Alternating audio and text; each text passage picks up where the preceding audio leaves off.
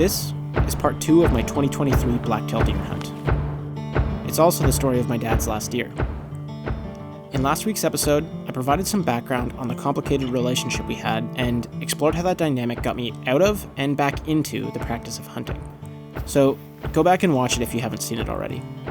Hello, and welcome to the Wham Profiles, where the food from plants and animals keeps us satisfied. We can grow it, find it, or catch it for dinner. Come and learn how to get it from a pro to beginner.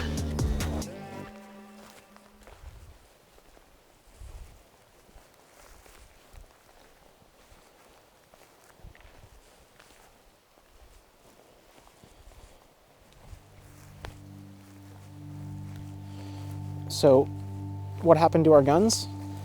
Well, we never got them back.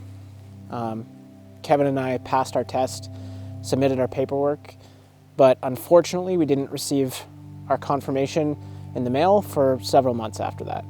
When we called the RCMP to let them know that we needed more time, they said tough luck and told me that the guns would be going up for auction later that week and that they were not able to disclose the location of that auction. Sometimes shit happens. Over the course of that first year after the injury, I talked to him almost daily and helped him get on various different social assistance programs so that he could live somewhere in Vancouver with subsidized living and in-home care. We spent more time talking and hanging out in that year than we had in the previous 5. The weird power dynamic that once existed between us was gone. And then something miraculous happened. He gained his speech back. Every day he would practice his reading and writing, no matter how hard it was for his brain to do it. By year 2, he could hold a full conversation and play a game of golf. I've got this. Grouse. Grouse by the way. By year 3, he was able to get a customer service job and file his own taxes. He was so determined to regain his faculties, and he stopped at nothing to do so. I didn't get those guns back, but I did get a second shot at a relationship with my dad. Dad can't eat solid foods, so turn this one here. I want to boost like, look at the brand. Sadly, even though he was improving mentally, things didn't really get better physically. In fact, things got much worse physically. The medications that he was on following the brain injury gradually wore down the lining of his esophagus, and he developed something called esophagitis. Every day he would then throw up like a liter or 2 of stomach acid, which only continued to break down the esophagus lining. He then went on to spend the next 2 years in and out of hospitals, basically every other week. And as his esophagus lining broke down further and further, he was unable to eat and eventually had to have a food tube put in. This is Dad's feeding procedure. He's got the tube going on right there into the stomach, and I'm just doing it the old-fashioned way in the mouth. My dad was pretty frank by the end of everything and told me that he was in the state that he was in because of his years of alcohol abuse. And he reiterated that he didn't have much time.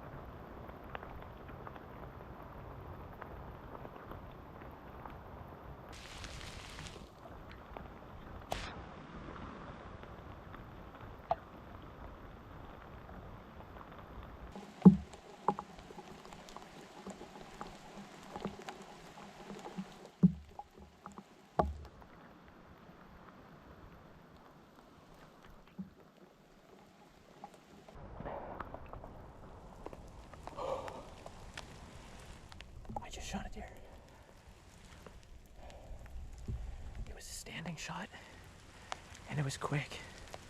So I don't know what my shot placement was like, but it felt good. I feel like I was able to get him right behind the shoulder. Oh. Heart's pumping right now. I literally just turned around to head back to the car. I'm like 5K deep. Oh. I hope the shot was good.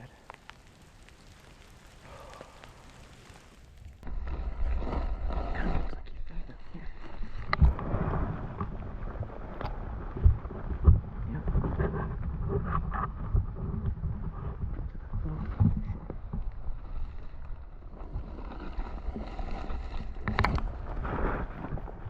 Okay, so normally I'd wait a long time before going to get this deer to check to see where it is and if it's still alive, but it's pouring rain, so I'm only going to be able to follow a blood trail for like another hour here max. So unfortunately I gotta play this a little bit aggressive, especially because I'm colorblind and I don't really see red on green all that well. In fact, I barely see it at all. So I gotta get moving here and try to find this deer. This is some nasty country.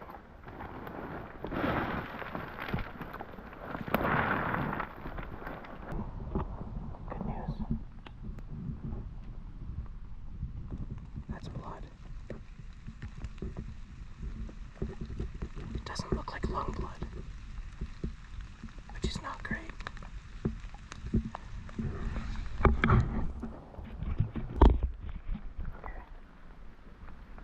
Flagging tape.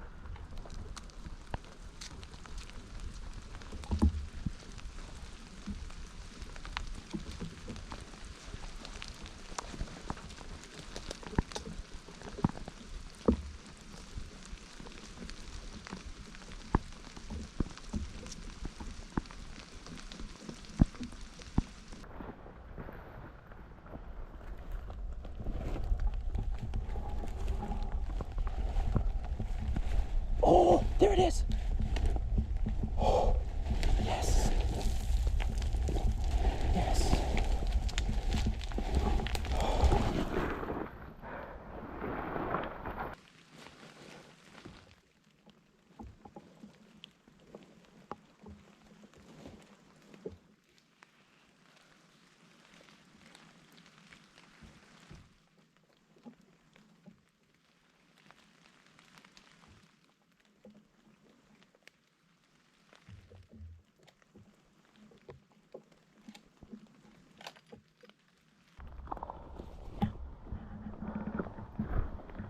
Here's the shot.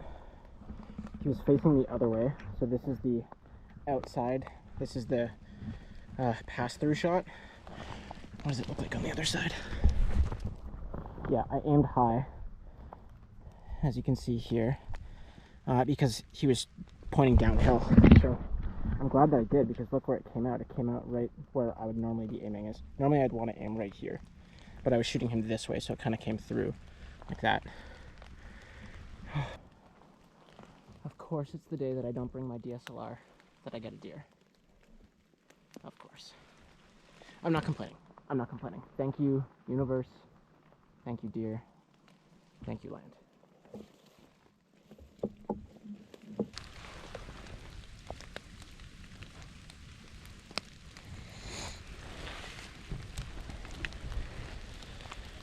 I hope you pass safely from this world to the next. I don't know what's out there for you, dear. I don't know what's out there for me, but if there is something, I hope it's good for you, because I ended your life a little bit early. A lot early, many would say, judging by the size of the antlers on this thing, but this is a lot of meat. This is sustenance.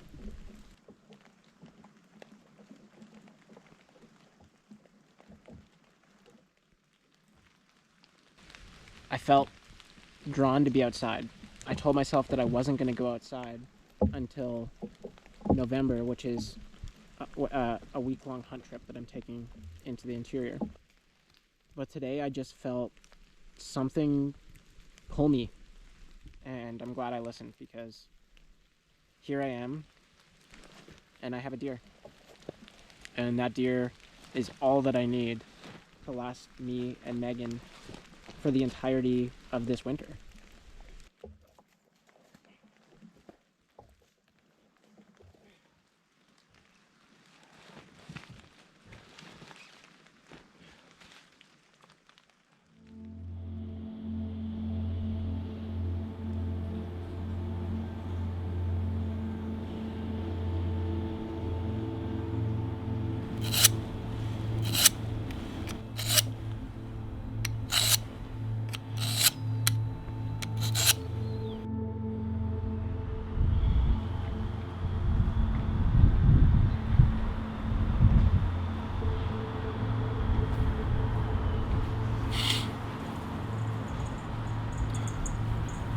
Time is the most valuable resource.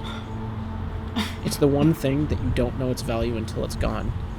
And then suddenly there's nothing more important than it.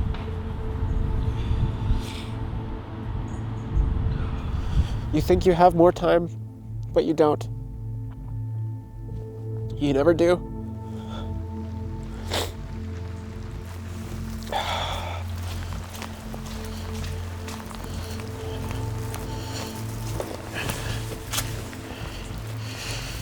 Nature has a weird way of balancing things. When something lives, other things must die in order for it to continue living. When something dies, other things make use of it in order to continue living. Time is all that separates the two, and time is what connects them. I shot this deer the day that my dad died. Actually, I shot this deer at the same time that my dad died. After I killed it, I had this weird moment where I thought about my dad. It was his birthday 3 days prior on October 16th, and I'd been reaching out for days trying to get a hold of him, and unfortunately I couldn't get through. I knew he was sick, but I also knew there was not a lot that I could do about it. So, with the light fading, I just decided there's no more time to think about that. I better just pack this deer out. I then spent 3.5 hours packing it out and got home at 7 p.m. that night. At 7:30, I went to go take it out of the back of the truck, and that's when the RCMP showed up. They told me my dad died of asphyxiation earlier that day at 3 p.m., which is the exact same way that my deer died after being shot in the lungs. I'm grateful for the life that I've taken, and yeah. Whew.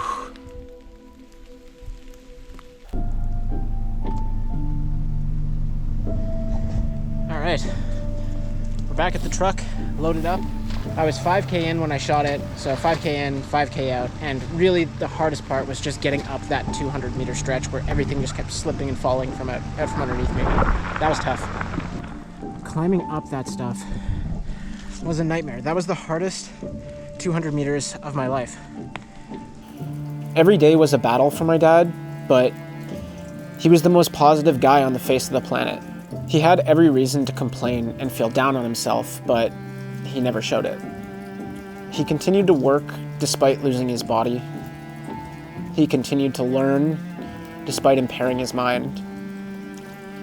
And he continued to love despite the anger that he must have felt inside. He taught me that even when you lose everything, that life is still worth living.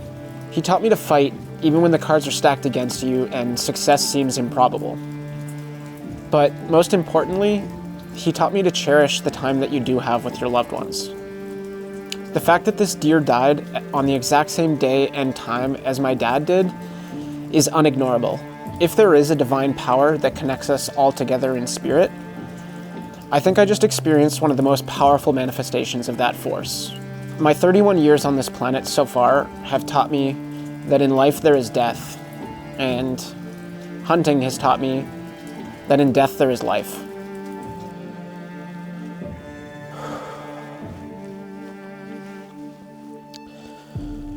I chose to come back to the spot where I harvested Dad's deer to film this.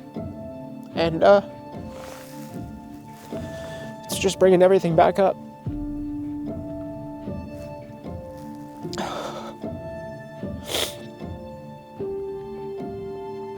This place is now going to be so special to me. I'm going to take Dad here this spring when the ecosystem is renewing and life is being born. I'm going to bring my dad's ashes to the spot where I claimed this year's buck, and I'm going to give back. My offering to the land will be my dad, because I think that my dad, in some weird way, offered himself so that I could have that deer. When we got word that my dad died, my brother immediately dropped everything and drove 3 hours up north to come and mourn with me. When he got here, he told me that he had something for me. And he found my dad's knife. The one that that he was butchering grouse with our whole childhood. I was looking for this morning. I was gonna come out here and butcher this with this knife. And Kev, without me mentioning it or saying anything, knew to bring it because he had it. We then spent the next 2 days butchering that deer with Dad's knife and recollecting all of the memories we had with Dad throughout our childhood. That knife has a story, just like this deer has a story. My dad gave me a lot over the 31 years that I had with him, and in his final breath, he gave me one last gift.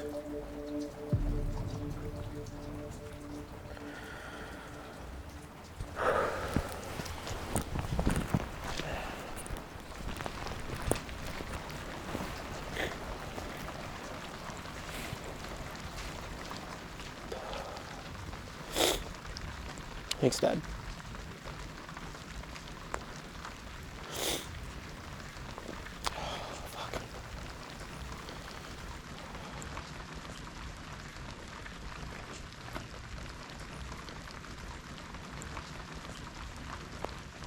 There, you take a picture of Daddy.